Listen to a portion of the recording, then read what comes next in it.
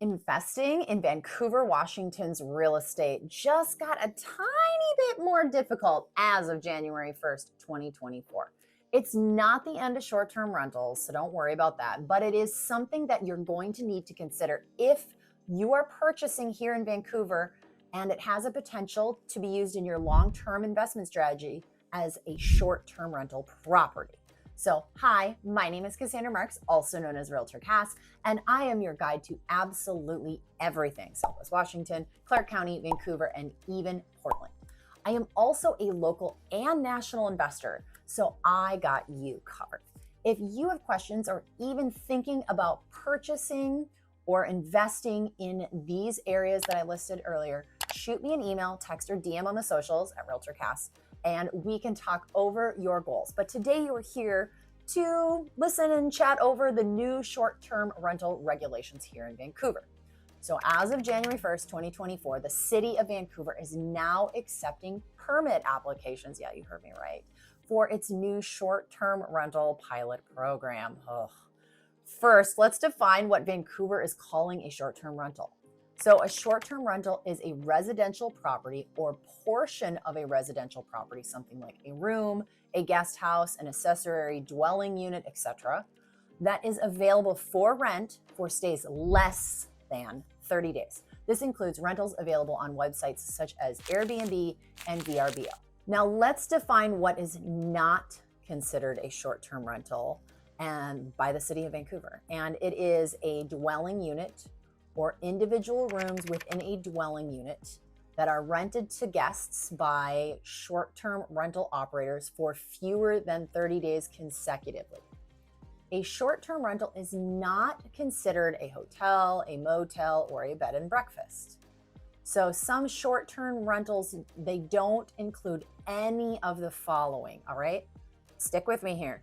A dwelling unit that is occupied by the owner for at least 6 months during the calendar year and in which fewer than 3 rooms are rented at any time. Okay, so a dwelling unit or a portion that is used by the same person for 30 or more consecutive days or nights. Also, a dwelling unit or a portion that is operated by an organization or a government entity that is registered as a charitable organization. And it can be like a local charity or it can be a federal charity. They just need to be registered with the Secretary of State of Washington. All right, so let's talk over some examples. So Cass, I live in my 3-bed, 2-bath home, 6 months and 1 day per year, and then rent it out by the night for the rest of the year. Well, per the rules of what is not a short-term rental, this does not qualify for that short-term rental permit because the owner lives there, that's you, more than 6 months of the year. So snowbirds, don't worry. Next up, so Cass, I have a home with an ADU and I rent the ADU in 1-month increments and mostly to say traveling nurses and people looking to relocate to the Vancouver area before they purchase their home. Per the rule, this is an ADU the owner is not living in, but they are renting with a 30-day minimum. So this also does not qualify for needing a short-term rental permit. All right, one more. So Cass, I have an ADU that has 4 bedrooms and I rent it with a minimum of 3 nights. Well, yes, this would qualify for needing a permit because it is over 3 bedrooms and you rent in under 30-day increments. Hope some of that makes sense. But until now, the city's Land Use and Development Code, so Vancouver Municipal Code Title 20, did not allow short-term rentals in residential zones except as expressly authorized under the bed and breakfast provisions of VMC 20.830. But I'm going to tell you right now, I haven't heard of anyone who's had a short-term rental in Vancouver that was getting told that they couldn't have it by the city. I know there were some letters mailed out a while ago, but for now, short-term rentals must obtain a city business license and pay a $250 one-time permit fee. The application process seems pretty straightforward. I was reading it on the website and they've laid it out really, really well there. So I'm going to link that information to the application in the description below. But here is a kind of a quick outline. We'll do a real high level. So number 1, you need to research and prepare for your short-term rental, obviously. The first thing that you're going to do is determine if your property is located within the city limits of Vancouver. Okay. You're going to get a Washington State business license and a City of Vancouver business license. You're also going to get at least $1 million in liability insurance for that short-term rental, and it's a smart thing to do that. And also you're going to notify all your neighbors with this little cute little letter that you have to send to anybody like across the street, next to you, kitty corner, behind you, over the alley, just like everyone around you, right? And then you're going to have to make sure that you get the notification letters that they include the description of the operation, number of bedrooms, and it's to be rented to overnight guests. Also, you need to include a phone number for the owner and the operator. Pretty simple. You also need to complete the short-term rental permit form. So after you have done all the above information, you can apply for the short-term rental permit. Complete that application and upload and scan a copy and photo of all the items we just talked about, the letters, the insurance, all that jazz, up to them.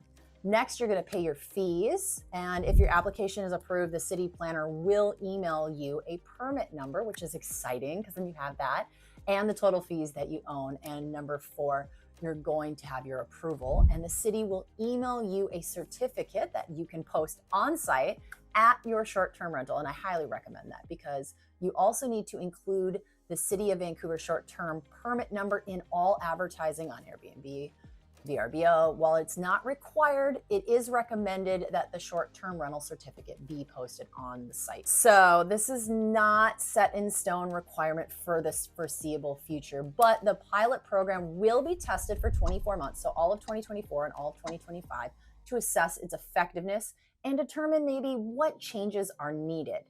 So they're going to gauge its effectiveness. The city has definitely established a set of about 7 goals, and here's some of the things that they're including. So they're trying to limit the total number of short-term rentals not to exceed 870, or equivalent to about 1% of the city's current total housing stock at the time of adoption. They want to do this because they're going to preserve the available housing for more long-term resident needs. Next, they are looking to exclude short-term rentals from any developments receiving that multi-family tax exemption incentive, so like condos and stuff like that. Also, ongoing compliance monitoring to ensure that all the short-term rentals are compliant with required regulations. They also want to do ongoing monitoring of impacts of the long-term rental market, including impacts to, say, housing affordability here in Vancouver. And it's been really rough lately. I'm sure many of you know. They also want to minimize public safety risks and possible noise, trash, all sorts of issues created for both the local police department and code enforcement people. They just want to make it a little bit easier on them so they're not having to deal with so much of that. Also, monitoring the responsiveness of the code compliance cases that do come up. Ongoing stakeholders to outreach to determine if the program's effectiveness and information needs some future refinement. So the following the adoption of the short-term rental ordinance, the city mailed letters to 425 current short-term rentals operating within the city limits, containing information about the regulations and how to complete the permit process. And they are maxing out that short-term rental permits at 870. So I'm curious if the other 425 permits will get gobbled up right away, just for safety purposes. And then within the last decade, the popularity of short-term rentals has increased dramatically here in the Pacific Northwest. And while this increase has not been as dramatic in the Vancouver area as it has in other cities like Portland, the number of short-term rentals here has risen over time. Also, keep in mind that this is just Vancouver, Washington, which is only a small portion of Southwest Washington. And I mean, the house up the street from us has a UFO saucer listed for rent on Airbnb and VRBO, which doesn't fall within the city limits of Vancouver. So you always have that to go to. You should go look it up. It's pretty awesome. But short-term rentals are just one strategy for an income-producing property here in Southwest Washington. But if it's part of your purchase, please make sure that you do your due diligence and know that the rules may change here after the 24-month trial period comes, the beginning of 2026.